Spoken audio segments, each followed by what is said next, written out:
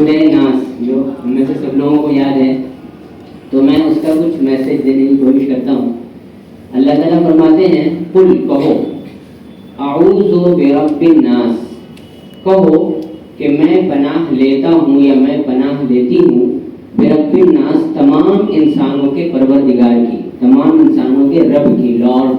تو لارڈ مانا کرتے ہیں لوگ زیادہ تر، لیکن اس میں وہ بات پیدا نہیں ہوتی ہے۔ رب کہتے ہیں ایسی ہستی کو جو ہماری ضرورتیں بھی پوری کرے، ہماری حفاظت کا اور نگرانی کا خیال بھی رکھے، اور وہ ہمارا مالک بھی ہو، ہم اس کے بندے اور غلام ہوں، مملوک ہو مل کے، جیسے آبجیکٹ ہوتا ہے، سامان ہوتا ہے اور ہم اس کے مالک ہوتے ہیں، ویسا وہ مالک ہے ہمارا۔ تو اللہ تعالیٰ کہتے ہیں کہو، یہ حکم ہے، جیسا نماز پڑھنے کا حکم ہے نا کہ نماز پڑھو، ویسے اللہ تعالیٰ حکم دے رہے ہیں کہ کہو۔ تو ہم لوگوں کو کہنا چاہیے، کیا کہنا چاہیے؟ اعوذ برب الناس، میں پناہ لیتا ہوں، میں پناہ لیتی ہوں برب الناس، تمام انسانوں کے رب کی۔ یہ یقین کی بات ہے، پناہ مانگتا یا مانگتی نہیں ہوں، نہیں، مجھے یقین ہے کہ وہ پناہ دے گا ہی دے گا، اس لیے میں پناہ لیتی ہوں یا پناہ لیتا ہوں تمام انسانوں کے رب کی۔ اور مزید ہے کہ وہ تمام انسانوں کا رب ہی نہیں، صرف آگے اور سنیے، ملک الناس، تمام انسانوں کے بادشاہ کی۔ وہ ملک ہے، بادشاہ، حقیقت میں تو بادشاہ وہی ہے نا، بادشاہوں کو پیدا کرنے والا، لیڈروں کو پیدا کرنے والا۔ تو ملک الناس، تمام انسانوں کے بادشاہ کی، اور آگے کیا فرمایا؟ الہ الناس، تمام انسانوں کے معبود کی، معبود جس کی عبادت کی جائے۔ دیکھیے ایک بہت ہی خوبصورت بات میں بتانے کی کوشش کروں گا، امید ہے کہ آپ تک بات پہنچ جائے گی۔ اللہ تعالیٰ فرماتے ہیں کہ یہ بات کہو کہ میں پناہ لیتا ہوں تمام انسانوں کے رب کی، تمام انسانوں کے بادشاہ کی، تمام انسانوں کے معبود کی۔ کس بات سے پناہ لیتا ہوں؟ من شر الوسواس الخناس، وسوسہ ڈالنے والے، خناس پلٹ پلٹ کر حملہ کرنے والے، پیدرا بدل بدل کر حملہ کرنے والے کے شر سے، اس کی برائی سے، اس کی مصیبت سے، اس کے فتنے سے میں پناہ لیتا ہوں۔ کس کی؟ رب کی، وہ جو رب ہے، ملک ہے، الہ ہے، جو الذی یوسوس فی صدور الناس، جو لوگوں کے دلوں میں، سینوں میں، دماغوں میں، ان کے افکار اور تھاٹس میں، خیالات میں بار بار وسوسے ڈالتا ہے۔ وسوسہ کیا چیز ہے؟ وسوسہ یہ ہے کہ ہم کوئی کام کرنے جا رہے ہیں، اس میں کنفیوژن پیدا کر دیا گیا، یہ بھی وسوسہ ہے۔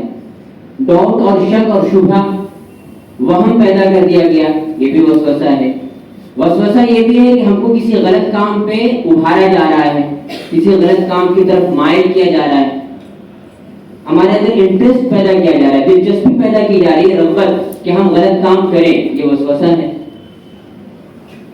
ایسی وسوسہ یہ بھی ہے کہ دو معاملات ہیں اور دونوں میں سے کون سا معاملہ صحیح ہے کون سا غلط ہے اس میں الجھا دیا گیا ہے، سمجھ میں نہیں آ رہا کہ کون سا صحیح اور کون سا غلط ہے، یہ بھی وسوسہ ہے۔ یہ کام کون کرتا ہے؟ شیطان کرتا ہے، بولیے یہ کام کون کرتا ہے؟ انسان بھی تو کرتا ہے۔ اچھا صرف شیطان کرتا ہے؟ انسان بھی کرتا ہے نا۔ اللہ تعالیٰ آگے کہتے ہیں من الجنۃ والناس، یہ کرنے والوں میں سے دونوں ہیں، جنوں میں سے بھی اور انسانوں میں سے بھی۔ تو کبھی ممکن ہے ایسا کہ خدا نخواستہ ہم بھی اس طرح کے کوئی وہ بن جا رہے ہوں، ذریعہ بن جا رہے ہوں، کسی کو کنفیوز کر رہے ہوں، کسی کو غلط کام پہ ابھار رہے ہوں، یا کوئی ہمارے آس پاس کا ہمارا رشتہ دار، ہمارا دوست، ساتھی، یا کوئی بھی ہمارا لیڈر، کوئی اسکالر ہم کو غلط کام کی طرف لے جا رہا ہو، ہم کنفیوژن کے شکار ہو رہے ہوں، ہم بھی وجہ بن رہے ہوں اور کوئی دوسرا بھی وجہ بن رہا ہے۔ من الجنۃ والناس میں چونکہ دونوں بات ہے کہ جنوں میں سے بھی ایسے لوگ ہو سکتے ہیں اور انسانوں میں سے بھی، تو ہمیشہ اس باب میں ہم کو الرٹ رہنا چاہیے کہ ایک تو ہم دوسروں کی وجہ سے کنفیوز نہ ہو۔ کلیئرٹی بہت زیادہ ضروری ہے میری بہنوں، میرے بھائیوں۔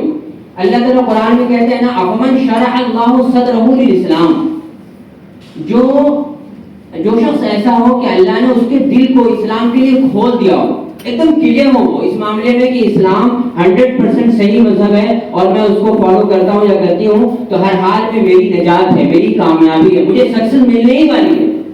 یہ ایک دم شرح صدر ہونا. شرح صدر مطلب دل کا کھل جانا, ہر طرح کے کنفیوژن کا ختم ہو جانا, ہر طرح کے شک شبہ کا ختم ہو جانا.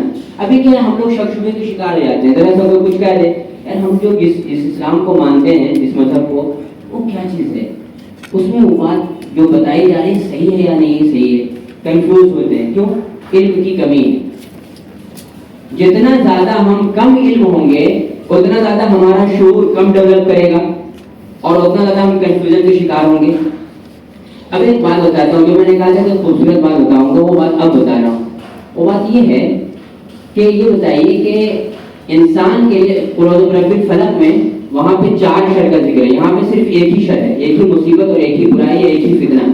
اور قرآن رب الفلق میں 4 بار شر کا ذکر ہے, یعنی ایسے فتنے 4 طرح کے.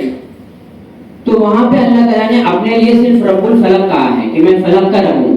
وہاں پہ 4 بار شر کا ذکر ہے اور صرف کہا رب الفلق. یہاں پہ صرف ایک ہی بار شر کا ذکر ہے اور اپنی صفت بتائی کیا کیا, رب الناس, ملک الناس, الہ الناس.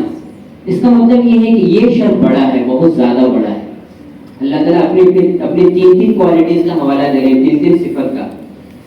میں نے غور کیا اس پہ تو مجھے سمجھ میں آیا کہ انسان کسی کا غلام بنتا ہے یا انسان کسی کے سامنے جھکتا ہے یا انسان کا کے اوپر کسی کا قبضہ ہوتا ہے تو اس کی بڑی 3 وجہ ہوتی ہے. یا تو کسی ضرورت کی وجہ سے وہ کسی کا غلام بنے گا, کسی ضرورت کی وجہ سے, یا ایسا ہوگا کہ کسی کی طاقت کے خوف میں آ کر کسی سے ڈر کے اس کا غلام بنے گا, یا پھر ایسا ہوگا کہ محبت میں غلام بنے گا. آپ غور کیجئے, سوچئے, میں نے تو بہت سوچا, کیا ان 3 بڑی بنیادی چیزوں کے علاوہ بھی کچھ اور ہے جس کی وجہ سے انسان کسی کا غلام بنتا ہو؟ باقی جتنی بھی چیزیں آپ ذکر کریں گے نا وہ سب ان کی ذیلی چیزیں ہوں گی, یعنی ان کے نیچے آئیں گی. میجر پوائنٹ ہوگا جس کی وجہ سے انسان کسی کا غلام بنتا ہے وہ یہ 3 آئیں گی. کسی ضرورت کی وجہ سے ہم کسی کو غلام بنتے ہیں, کسی طاقت کے خوف میں, اور کسی کی محبت میں. اللہ تعالیٰ فرماتے ہیں اگر کسی ضرورت کی وجہ سے تم کسی کے غلام بن رہے ہو یا کسی کے سامنے جھک رہے ہو تو میں رب الناس ہوں, تمام انسانوں کا رب, سب کی ضرورت پوری کرنے والا, میرے سامنے جھکو, کسی اور کے چکر میں مت پڑو, ضرورت پوری کرنے والا میں ہوں. کسی اور کا غلام کیسے بنو گے جب تم نے مان لیا ہے کہ میں رب ہوں؟ اگر تم کسی کے ڈر میں آ کر کے کسی کا غلام بن رہے ہو, کچھ الٹا سیدھا کر رہے ہو, تو میں تو ملک الناس ہوں, انسانوں کا بادشاہ. مجھ سے زیادہ طاقتور کون ہے؟ کون ہے مجھ سے زیادہ پاورفل؟ اگر طاقت کا خوف رکھنا ہے تو میری طاقت کا خوف رکھو, میرے انڈر میں آؤ, میری بندگی کرو, میرے غلام بنو. اور اگر تم محبت میں کسی کے غلام بن رہے ہو, محبت بھی عجیب پاور, عجیب طاقت ہے محبت کی. انسان کچھ بھی کر جاتا ہے محبت میں, اور کسی کے لیے کر جاتا ہے. محبت کرنے والا ہمیشہ اپنے لیے نہیں کسی اور کے لیے کرتا ہے. ایک عجیب محبت کا فلسفہ ہے.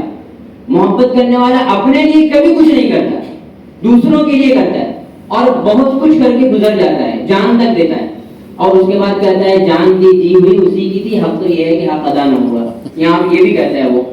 تو اللہ تعالیٰ کہتے ہیں اگر محبت کرنے والی کوئی ذات ہو سکتی ہے تو وہ میں ہوں نا, الہ الناس, تمام انسانوں کا معبود. دیکھیے ہمارے یہاں اردو میں ایک جملہ بولا جاتا ہے, بلکہ ایسے گانے بھی فلموں میں آتے ہیں, ہماری ساری گانے بھائی سب جانتے ہیں, اس لیے کوئی لگی لپٹی بغیر میں ایک بات کہہ دیتا ہوں, کوئی مسئلہ نہیں ہے, آپ سب لوگ سمجھتے ہیں کہ ایسے گانے بھی آتے ہیں جس میں کہا جاتا ہے کہ میں تجھ تیری پوجا کروں. آتے ہیں ایسے گانے نا, تو وہ پوجا کرنے کا مرحلہ کب آتا ہے؟ محبت کے بعد یا محبت سے پہلے؟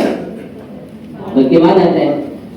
تو ہم لوگ اللہ تعالیٰ کی پوجا کرتے ہیں یا پرستش یا عبادت, تو محبت کے بعد ہے نا یا محبت سے پہلے ہے؟ محبت کے بعد ہے. اسی لیے ہم لوگ کو اپنی عبادت میں مزہ نہیں آتا, کیونکہ محبت کا بیچ میں ہے نا وہ گیپ ہے, وہ فل ان دا بلینک ہو نہیں رہا. خالی عبادت کرتے ہیں محبت کے بغیر تو مزہ نہیں آتا. تو اللہ تعالیٰ کہتے ہیں کہ میں ہوں محبت کے لائق. محبت کی وجہ سے اگر کسی کے غلام بنو تو میرے غلام بنو. میری غلامی میں تمہارا سر اونچا ہو جائے گا, دوسروں کی غلامی تو سر جھک جائے گا.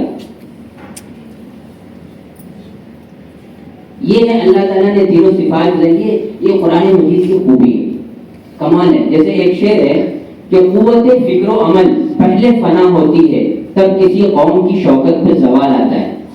یعنی کسی انسان، کسی کمیونٹی کی، کسی نیشن کی، کسی قوم کی جو خرابی پیدا ہوتی ہے اس کی سب سے بڑی وجہ کیا ہوتی ہے کہ اس کی پہلے فکر میں گڑبڑی پیدا ہوتی ہے، اس کی تھنکنگ پاور میں، اس کے تھاٹس میں.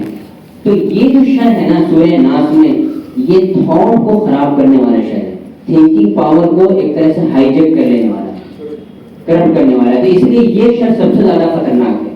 تو اللہ تعالیٰ اس لیے کہہ رہے ہیں کہ تم جس خدا کو مانتے ہو اور جس رب پر یقین رکھتے ہو وہ ایسا ہے، ایسا ہے، ایسا ہے، اس کو جاننے کی کوشش تو کرو. محبت کے بغیر عبادت کرتے ہو اور جانے بغیر مانتے ہو. نہ ماننے کا مزہ نہ عبادت کا مزہ. اس لیے اس سورہ مبارکہ کا، سورہ ناس کا پیغام یہ ہے میری بہنوں، میرے بھائیوں اور میرے بزرگوں، کہ ہم لوگوں کو اپنے رب پہ واقعی یقین کرنا چاہیے. یقین کے بغیر کچھ نہیں ہوتا، لیکن وہ یقین محنت سے پیدا ہوتا ہے، اچانک سے نہیں پیدا. یقین کے لیے محنت کرنے کی ضرورت پڑتی ہے. ٹھیک ہے.